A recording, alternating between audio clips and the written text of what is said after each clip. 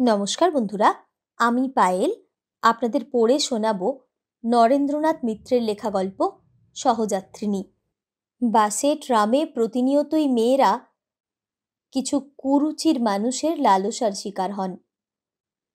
সেই রকমই একটি চরিত্রের মানুষের মনস্তত্ত্ব নিয়ে আজকের এই একদম অন্যরকম গল্প। কেমন লাগলো নিচে কমেন্ট করে জানাতে ভুলবেন না। বাসটায় দাঁড়াবার জায়গা ছিল না। অফিসের সময় যতগুলি লোক ধরে তার চেয়ে ৩ গুণ লোক তুলেছে কন্ডাক্টর।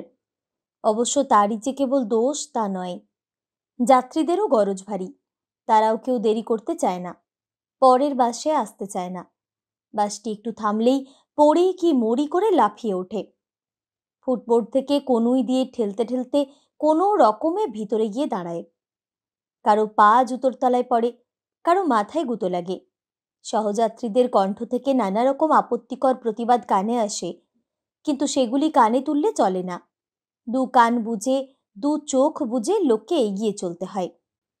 মনে রাখতে হয় আমি একমের দ্বিতীয়ম, আমি শুধু একমাত্র পারমার্থিক সত্য। অন্য যাত্রীদের কোনো অস্তিত্ব বা মূল্য নেই।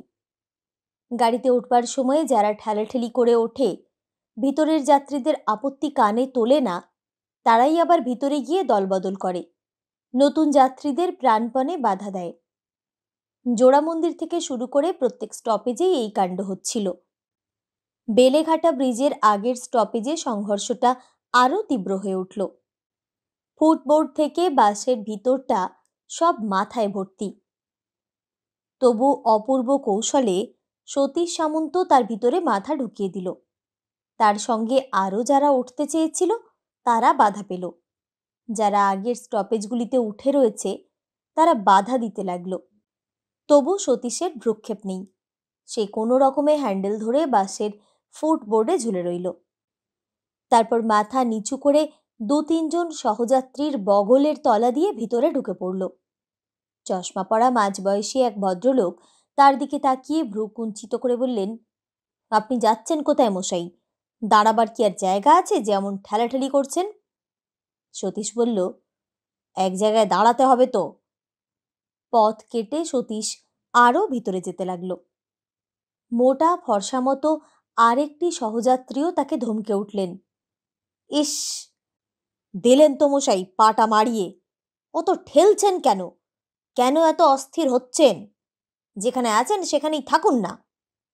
সতীশ বলল, সেখানে থাকতে পারলে কি আর এগুতে চাইছি? দেখছেন না চারদিক থেকে কিভাবে ঠেলছে লোকে?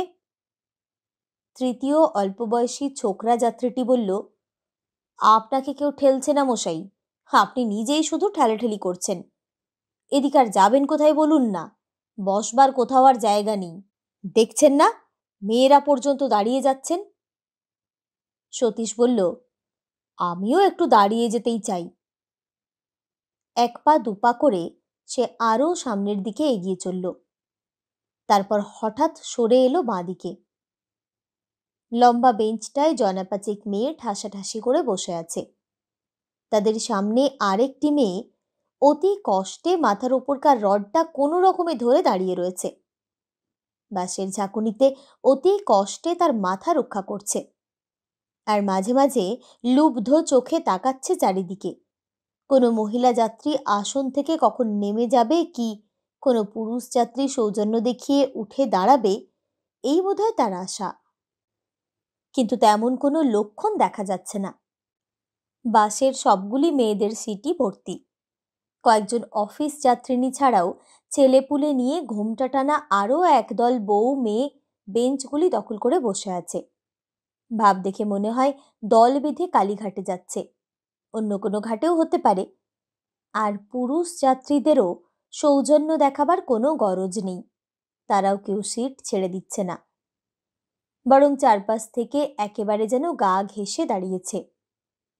আর এইসব ব্যাপারে প্রতিযোগিতায় হারবার পাত্র নয় সতীশ সামন্ত। সে আস্তে আস্তে এগুতেই লাগলো।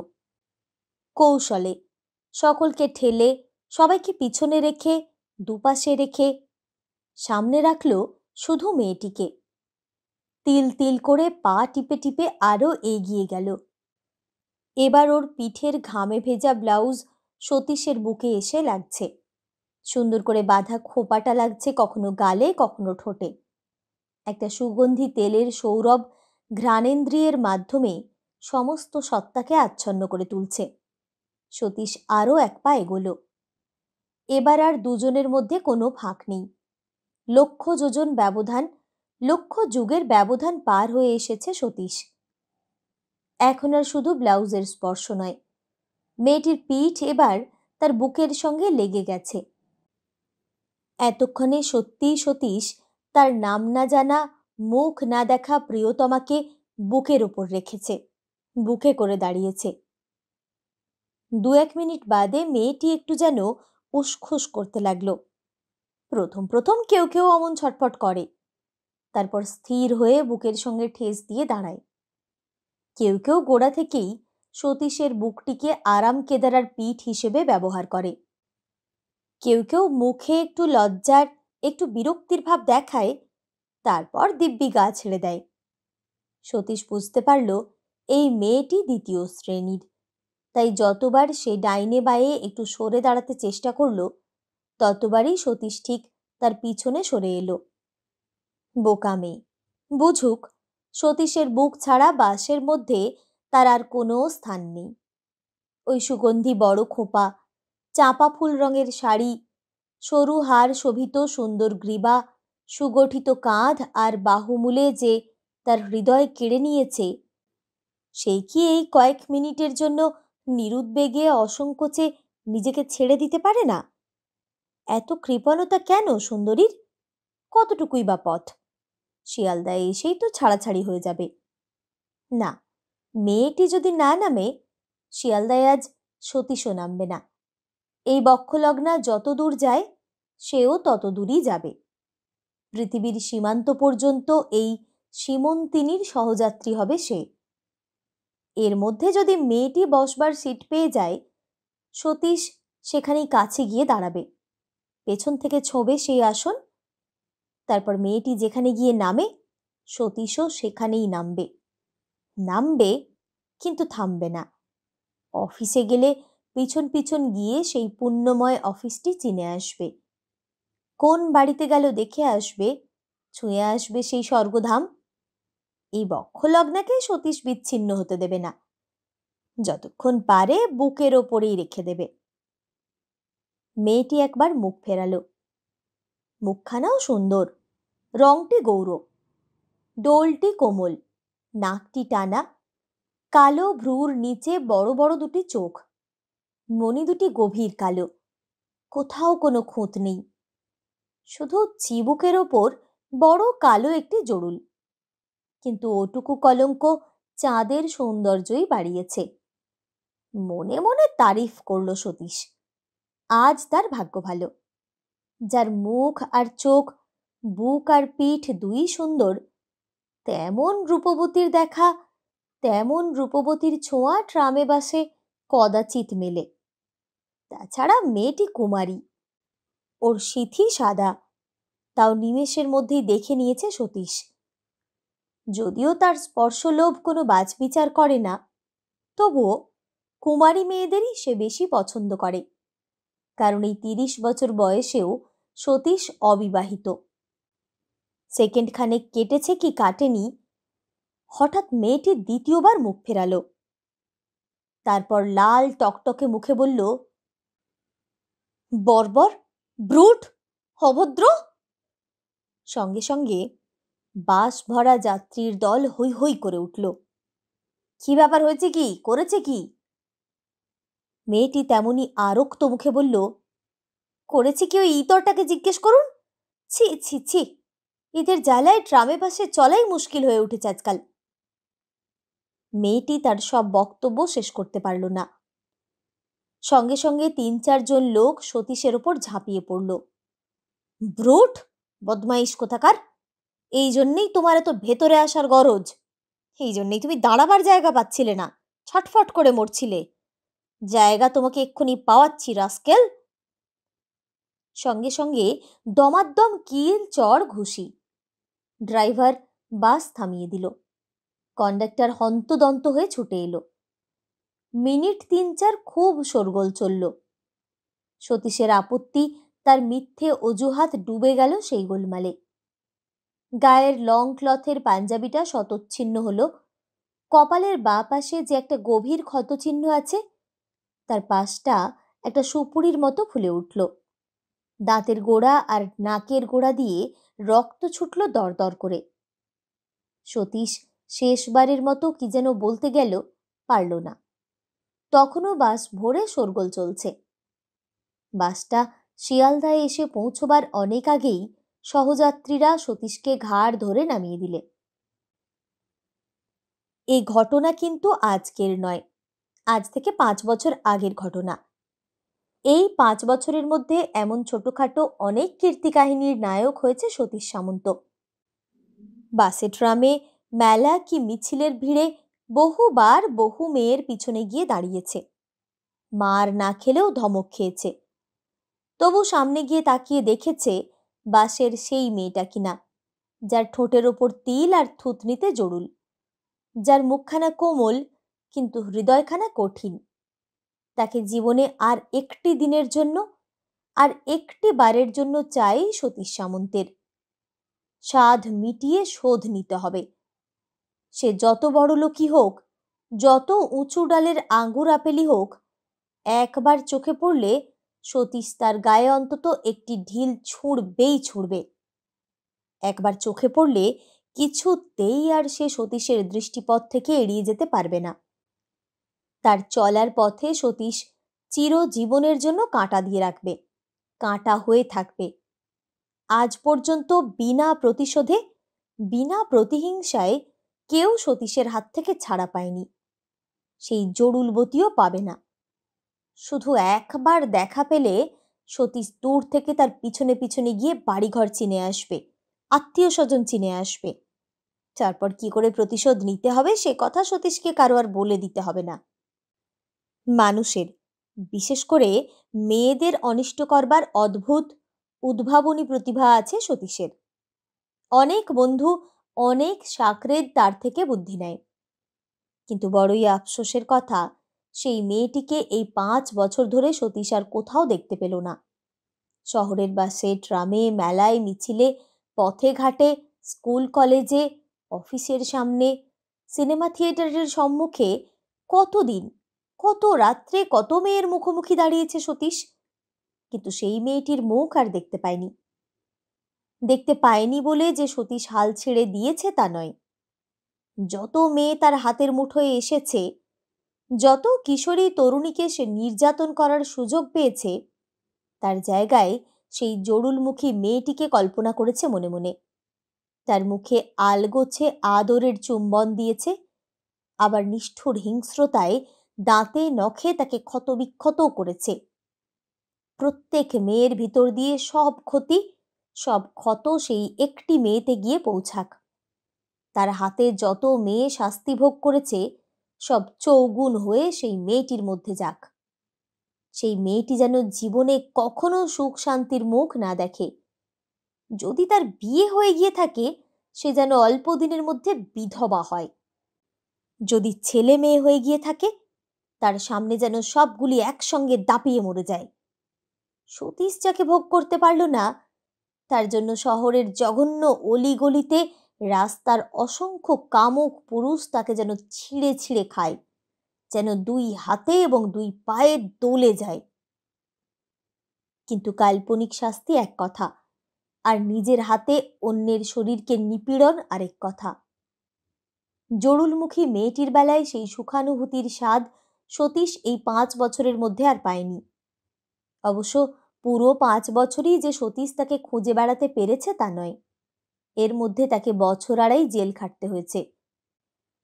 একবার পুজোর ভিড়ে সিমলায় প্রায় সেই জরুলমুখীর মতোই দেখতে, প্রায় তারই সমবয়সী একটি তরুণীর মেয়ের গলা থেকে হার কেটে নিতে গিয়ে ধরা পড়ে যায়। তাতে 6 মাস জেল হয়। আরেকবার এক ব্যাংক ডাকাতির কেসে যোগ সাজসের অভিযোগে ধরা পড়ে, তাতে হয় বছর 2। এই 2.5 বছর সে জরুলমুখীকে খুঁজতে পারেনি, কিন্তু জেলের দেওয়ালে কখনো কয়লা, কখনো চকখড়ি দিয়ে তার ছবি এঁকে তার উপর অত্যাচার করেছে। সতীশের সহযোগী নিবারণ তার কাণ্ড দেখে হেসেছে। হ্যাঁ রে, তুই কি পাগল হয়ে গেলি? সতীশ জবাব দিয়েছে, হলামই তো, পিড়িতে মানুষ পাগল হয় জানিস নে। নিবারণ বলেছে, তোর পিড়িতেরও বলিহারি, এত মেয়েকে এত রকম করে নাড়াচাড়া করলি, উপভোগ করলি, তাতেও তোর শান্তি হলো না, তবুও তুই তাকে ভুলতে পারলি নে। সতীশ পরম আফসোসের ভঙ্গিতে জবাব দিয়েছে, কি করে ভুলবো, তাকে যে আজও হাতের মুঠোয় পেলাম না। হাড়কাটা গলির সুখদাও মাঝে মাঝে সেই কথা বলে, তুই যে অমন করে সব বৌঝির মুখে মুখে তার মুখ খুঁজে বেড়াস, ব্যাপারখানা কি? ঘরের মাগ হারালেও তো লোকে তার জন্য এমন করে হন্যে হয় না। সতীশ বলে, সুখী, সে আমার ঘরের মাগের চেয়েও বড়, সে আমার মনের মাগ। অমন সুন্দর একখানা মুখ জীবনে আর দেখলাম না রে। সুখী সতীশকে সাধারণত বেশি পাত্তা দেয় না। তার চেয়ে অনেক ক্ষমতাবান পুরুষের সঙ্গে সুখদার জানাশোনা ঘনিষ্ঠতা। তারা খালি হাতে আদর সোহাগ করে না, টাকা কড়ি শাড়ি গয়নাও আনে। তবু সতীশ যখন বাসের সেই সুন্দরী মেয়েটির কথা থেকে থেকে বলে, হিংসেই যেন সুখদার বুক জ্বলে যায়। দু হাতে সতীশকে দূরে ঠেলে দিয়ে ঝংকার দিয়ে ওঠে সুখদা, যা, সেই বাসের সুন্দরীর খোঁজে শহর ভরে ঘুরে বেড়া গিয়ে, আবার কিলচড় ঘুষি খা গিয়ে প্রাণ ভরে, নইলে তোর স্বাদ মিটবে কেন? যখন মনটা ভালো থাকে সুখদার, আগের রাত্রে দু একজন ভালো বাবু জোটে, 2-4 টাকা বেশি রোজগার হয়, তখন সুখদা মাঝে মাঝে বলে, সত্যি আমার কথা শোন, এর চেয়ে একজন অল্প বয়সী মেয়েটে দেখে তুই বিয়ে কর, সে তোকে সেবা যত্ন করবে, আর তুই তাকে স্বাদ মিটিয়ে খাওয়াবি, পরাবি, ভালোবাসবি, তাহলেই তুই সব জ্বালা ভুলতে পারবি, সত্যি তাকে ভুলে যেতে পারবি। সতীশ বলে, দূর দূর, তোরাই তো রয়েছিস আমার ঘরে, আবার একজনকে নিয়ে ঘর পেতে কি হবে? তবু মাঝে মাঝে ঘর বাঁধবার ইচ্ছে সতীশেরও মনে হয়।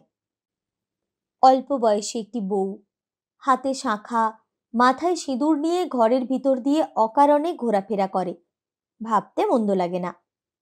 তার মুখখানা ঠিক সেই বাসের মেয়েটির মতো, চাঁদের জ্যোৎস্না দিয়ে গড়া, আর চাঁদেরই কলঙ্কের মতো কালো একটি জড়ুল তার থুতনির ওপর। কিন্তু সেই চাঁদের দেশের মেয়েকে কোথায় পাবে সতীশ? সে কি আর এই চাঁদের তলায় আছে? সে চাঁদের মধ্যে চাঁদ হয়ে আছে, তারার মধ্যে তারা, তাকে আর পাওয়া যাবে না। তার বদলে সাধারণ একটি কিশোরী কুমারী মেয়ে পেলেও মন্দ হতো না, কিন্তু কোথায় পাবে তাকে? পথে ঘাটে কত মেয়ের পিছু নেয়, কতজনকে দেখে, কিন্তু তাদের কেউ সতীশের জন্য নয়।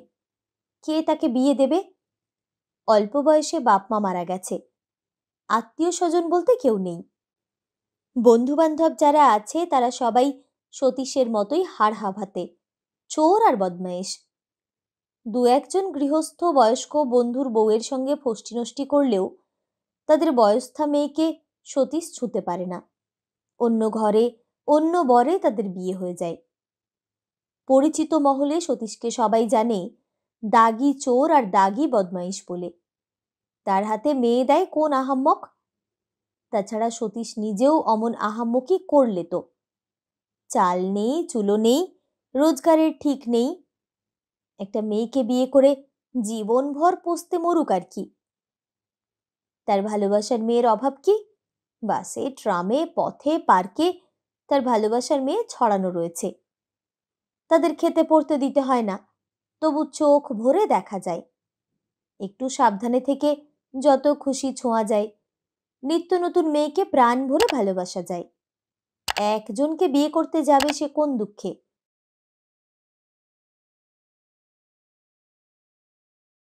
এবার জেল থেকে বেরিয়ে ভারী সাবধানী হয়ে গেল সতীশ। পুরনো বন্ধুর কাছ থেকে গোটা 5 টাকা ধার নিল। সেলুনে ঢুকে আনা আষ্টেক পয়সা খরচ করে চুলদাড়ি কামালো। জানাশোনা একটা লন্ড্রিতে 2 টাকা জমা রেখে একদিনের জন্য 1 জোড়া জামা কাপড় চেয়ে নিল। 22 হোটেলে খেলো গন্ডা 12 পয়সার। তারপর পকেট কাটা ছোট কাঁচিখানা ট্যাঁকে গুঁজে বেলা ৩টে নাগাদ শহরের রাস্তায় বেরিয়ে পড়ল। এ পথ ও পথ ঘুরে মোটা মতন পকেট ভারী এক ভদ্রলোকের পিছনে পিছনে ধর্মতলার মোড়ে গিয়ে যখন পৌঁছল সতীশ, তখন বেলা 4:30 বাজে। কার্তিক মাসের বিকেল, পশ্চিমে গঙ্গার ওপারে সূর্য এরই মধ্যে ডুবুডুবু করছে, কিন্তু একেবারে ডুবে যায়নি, রঙের সমুদ্রে হাবুডুবু খাচ্ছে। হঠাৎ আকাশ থেকে রাস্তার ওপারে মাটির ওপর চোখ পড়ল সতীশের। অভিজাত নামকরা একটা মিষ্টির দোকান থেকে নীল রঙের ইজের পরা বাচ্চা ছেলের হাত ধরে 24-25 বছরের একটি মেয়ে বেরিয়ে এসে ফুটপাতে দাঁড়িয়েছে। ঠিক তার মতো মুখ, থুতনিতে তারই মতো একটি জড়ুল। তাড়াতাড়ি রাস্তা পার হয়ে এলো সতীশ। একজন পাঞ্জাবি ড্রাইভার ট্যাক্সির ব্রেক কষে তাকে ধমক দিল, কিন্তু সতীশ ততক্ষণে রাস্তা পার হয়ে এসেছে। একটু দূরে দাঁড়িয়ে সতীশ তাকে দেখতে লাগলো। ঠিক সেই, আর কোনো সন্দেহ নেই সতীশের, ঠিক সেই জরুলবতী কলঙ্কময়ী চাঁদমুখী। এই 5 বছরে চেহারার বদল হয়নি। সেই ছিপছিপে দেহ পুষ্ট হয়েছে একটু, কিন্তু মুখের আদল বদলায়নি। অবশ্য সিঁথির সেই সাদা রং বদলে গেছে, তার জায়গায় লাল রঙের একটু আঁচড়। সে আঁচড় যেন সতীশের হৃদয়ে লেগে রক্তমুখ হলো। ওর বিয়ে হয়ে গেছে। পরনে সিল্কের শাড়ি। আশ্চর্য, তার রংটি সেদিনের সেই চাঁপা ফুলের মতো। গায়ে সেদিনের চেয়ে অনেক বেশি গয়না। কানে সোনার ফুলের মধ্যে লাল পাথরের মিনা, হাতে 4 গাছা করে চুড়ি, গলায় মোটা হার। আর ওই ফুটফুটে ইজের প্যান্ট পরা কে? ওই বছর চারেকের ফুটফুটে বাচ্চাটি? ছেলে? বুকে যেন আরো একটা ঘা লাগলো সতীশের। ছেলেও হয়েছে। মেয়েটি বলল, কেবল মিষ্টি খাবো খাবো করো বাবুল, কই খেতে তো পারলে না কিছু, একটা সন্দেশও তো মুখে তুললে না। বাবুল বলল, আরেকদিন খাবো মা, আবার কবে আমার জন্মদিন আসবে বলো না। মেয়েটি হেসে বলল, আবার 1 বছর পরে, তার আগে আর মিষ্টি খেতে পাবে না। কত মিষ্টি তুমি নষ্ট করলে বলো তো। বাবুল বলল, ইস, পরশুদিন আমার জন্মদিন হবে। বাবা দিল্লি থেকে কবে আসবে মা? শিগগিরই আসবে। এবারে বাড়ি চলো। বারে, বাড়ি কেন যাব? তবে কোথায় যাবে? যাব গঙ্গার ঘাটে, জাহাজ দেখতে।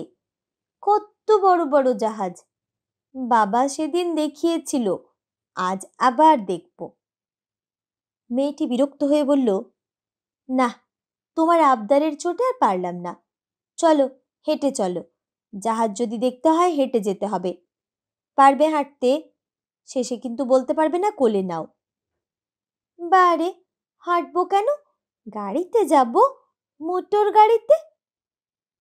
মেয়েটি তার সাদা মুক্তোর মতো দাঁত বের করে হাসল।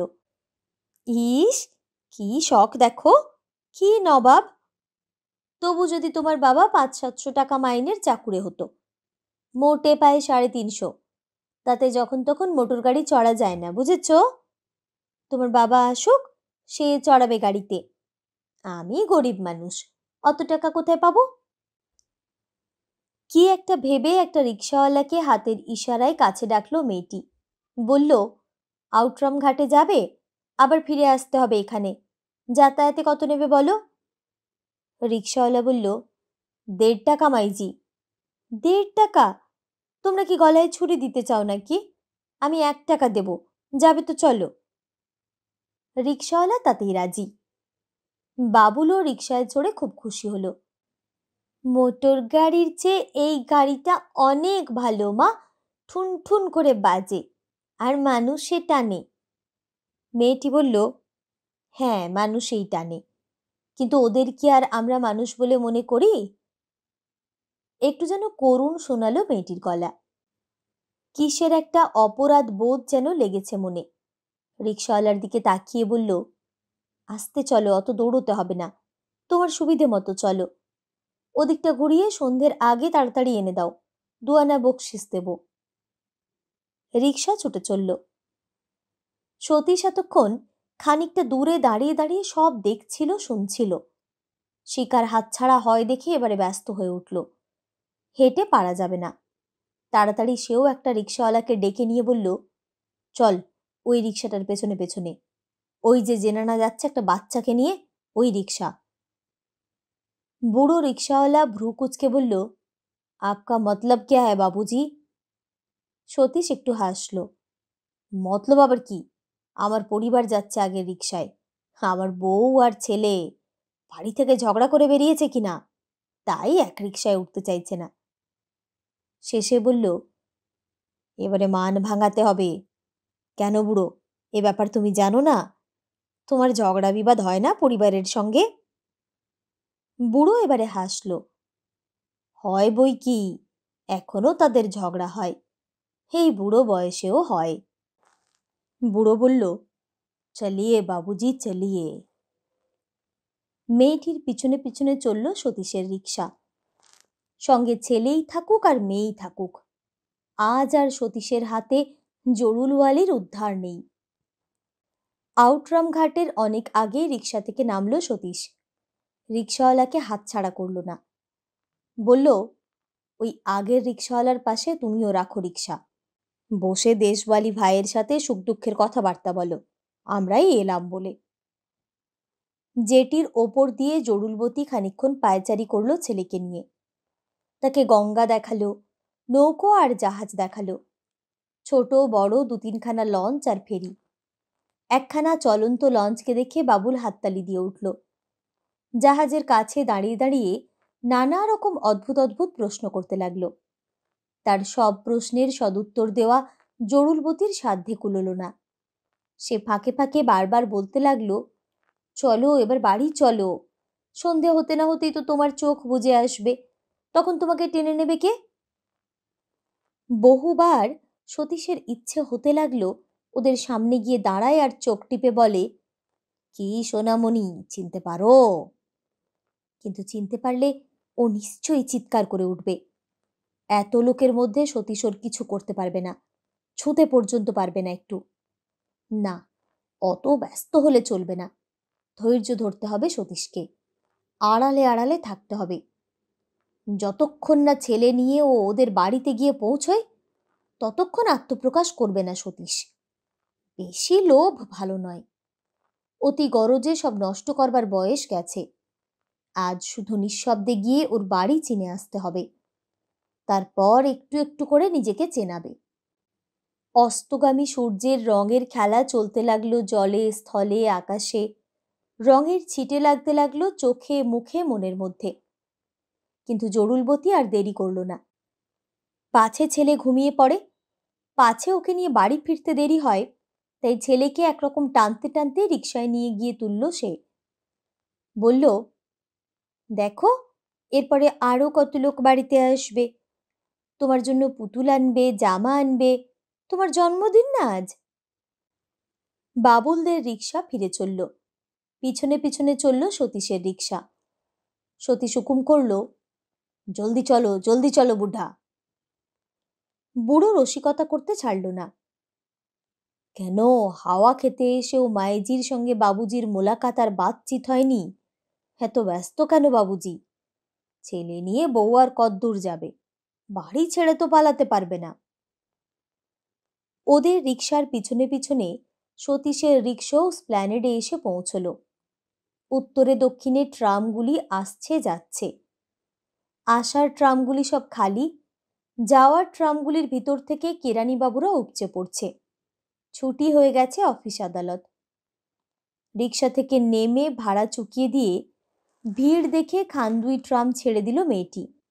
কিন্তু বালিগঞ্জগামী তৃতীয় ট্রামখানি আর ছাড়ল না। ভিড় ঠেলে ছেলেকে নিয়ে উঠে পড়ল তারই মধ্যে। অন্য যাত্রীরা তাকে সসম্ভ্রমে পথ ছেড়ে দিল। সামনের দিকে এগোতেই একটি 2 সিটওয়ালা লেডিস বেঞ্চ ছেড়ে দুজন ভদ্রলোক উঠে দাঁড়ালেন। বসবার আর জায়গা নেই ট্রামটায়। সতীশ কোনো জায়গায় বসতে চায়ও না। সেই 5 বছরের আগের দিনটির মতোই সে বহু যাত্রীকে বিরক্ত করে বহু সহযাত্রীর ধমক খেয়ে আস্তে আস্তে জরুলবালির বেঞ্চটির পিছনে হাত রাখল। এতক্ষণ মনে মনে সংকল্প করেছিল সতীশ সে বেশি কাছে যাবে না, অসময়ে ধরা ছোঁয়া দেবে না। কিন্তু ট্রামে উঠবার সঙ্গে সঙ্গে তার সেই প্রতিজ্ঞা সে ভুলে গেল। ঠিক যথাস্থানে গিয়ে দাঁড়ালো। এখান থেকে মেয়েটির শাড়ির পাড় ছোঁয়া যায়, চুল ছোঁয়া যায় আলগোছে। কিন্তু কাছে এসে নিজেকে আজ সামলে রাখল সতীশ। বেশি বাড়াবাড়ি করা এখন ঠিক হবে না, কেচে যাবে সব। অবাধ্য হাত দুটোকে নিজের দুই পকেটে সতীশ জোর করে গুজে রাখল। তারপর চলন্ত গাড়িতেও অদ্ভুত কৌশলে ভারসাম্য রেখে দাঁড়ালো শক্ত হয়ে। বাবুলকে প্রথমে সামনের দিকে বসাতে চেয়েছিল মেয়েটি, কিন্তু সে জানলার কাছে ছাড়া বসবে না। অগত্যা বিরক্ত হয়ে তাকে সেদিকেই বসালো মেয়েটি। বাবুল খানিকক্ষণ জানলা দিয়ে পথের শোভা দেখতে দেখতে গাড়ির ভিতরের দিকে মুখ ফেরালো। তারপর বলল, মা, তোমার পিছনে কে দাঁড়িয়ে আছে দেখো। সঙ্গে সঙ্গে মেয়েটি চমকে উঠে ঘাড় ঘোরালো। সতীশ মুখ ফিরিয়ে নেওয়ার সুযোগ পেল না, একেবারে চোখাচোখি হয়ে গেল। মুহূর্তকাল দুজনেই স্তব্ধ হয়ে রইল। তারপর মেয়েটি বলল, আপনি? সতীশকে তাহলে চিনেছে মেয়েটি, এতদিন বাদেও চিনতে পেরেছে। কপালের নিচে তার একটা গভীর ক্ষত চিহ্ন আছে। জন্মের পর থেকেই সেই চিহ্নে চিহ্নিত। যে একবার তাকে দেখে পরের বার চিনতে ভুল করে না। মেয়েটিও ভুল করেনি, তাকে চিনেছে। ভয়ও হলো, আবার ভালোও লাগলো সতীশের। চিনুক, যা হবার হোক। সতীশ জবাব দিল, হ্যাঁ আমি। আপনি আমাকে চিনতে পেরেছেন দেখছি। একটু হাসতে চেষ্টা করল সতীশ। মেয়েটি বলল, হ্যাঁ চিনেছি বই কি। একটুকাল চুপ করে রইল দুজনেই। তারপর মেয়েটি ফের কথা বলল, ট্রামে বাসে আপনাকে অনেক খুঁজেছি সেই থেকে, কিন্তু কোথাও দেখিনি। এত স্বর্গসুখ লেখা ছিল কপালে সতীশের, শুধু সেই একজনকে খুঁজে বেড়ায়নি, আরেকজনও তাকে খুঁজেছে। মেয়েটি বলল, সেদিনের আগে ওরকম আমার আর হয়নি, পরেও আর না। আমারই ভুল হয়েছিল। কতদিন ভেবেছি দেখা হলে আপনার কাছে আমি মাপ চেয়ে নেব, আজ চাইছি। এসব কি বলছে মেয়েটি? এসব কি শুনছে সতীশ? দুই কানে অমৃতের ধারা গলে পড়ছে যে। এ কি স্বপ্ন না বাস্তব? সতীশ কি বাইরে আছে, না আজও জেলের ছেঁড়া কম্বলের তলায় শুয়ে শুয়ে স্বপ্ন দেখছে, জেগে জেগে স্বপ্ন দেখছে? মেয়েটি বলল, আপনি সেদিনের কথা ভুলতে পারছেন না। অবশ্য ভোলা আপনার পক্ষে শক্ত, আমারই অন্যায় হয়েছিল। কিন্তু দাঁড়িয়ে দাঁড়িয়ে কতক্ষণ যাবেন? বসুন এখানে, বসুন। কি হয়েছে তাতে? বাবুল, তুমি আমার কোলে উঠে বসো, ভদ্রলোককে বসতে দাও। বাবুলকে কোলে তুলে নিল মেয়েটি। সতীশ একটু আপত্তি করল, কিন্তু মেয়েটির অনুরোধ না রেখেও পারল না। এমন সুখাসনও তার কপালে ছিল, এত সুখস্পর্শ ছিল তার ভাগ্যে।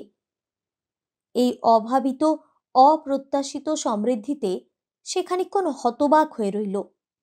বারবার দেহের ছোঁয়া লাগছে এসে দেহে, শিরশির করে উঠছে সর্বাঙ্গ।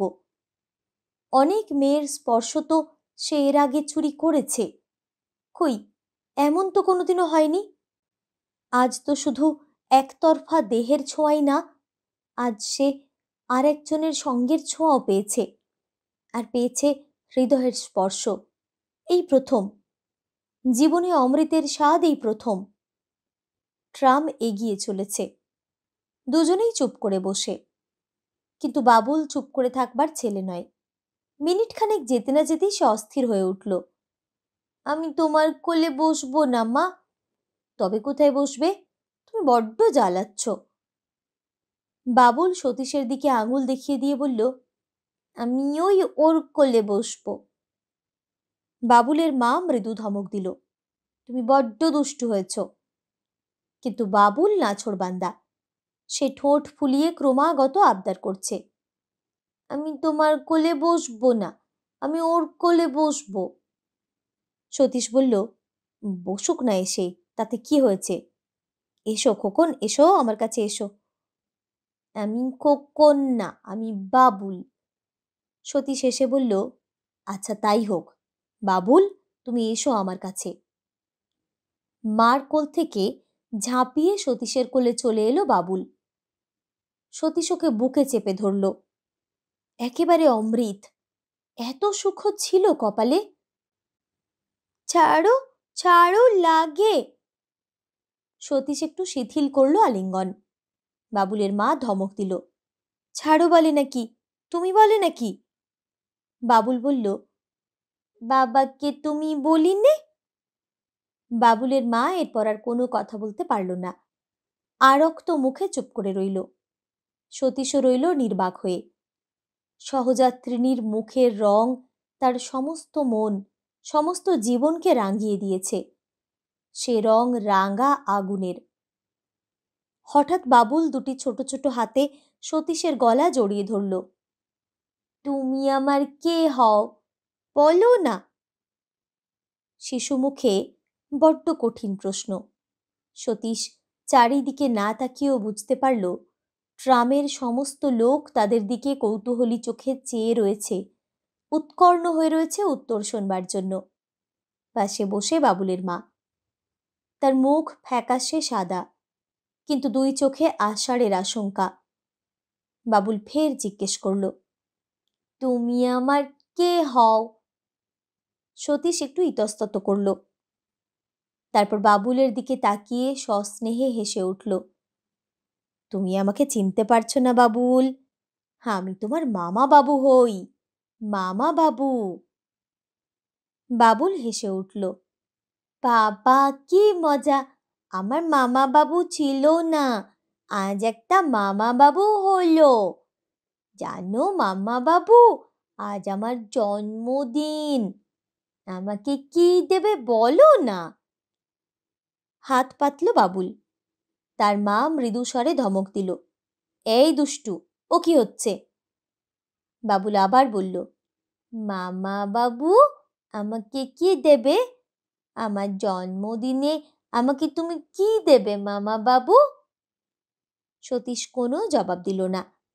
নিঃশব্দে ওর সাদা সুন্দর ছোট্ট কপালে নিজের মোটা মোটা বিড়ি খাওয়া কালো ঠোঁট দুটি ছোঁয়ালো।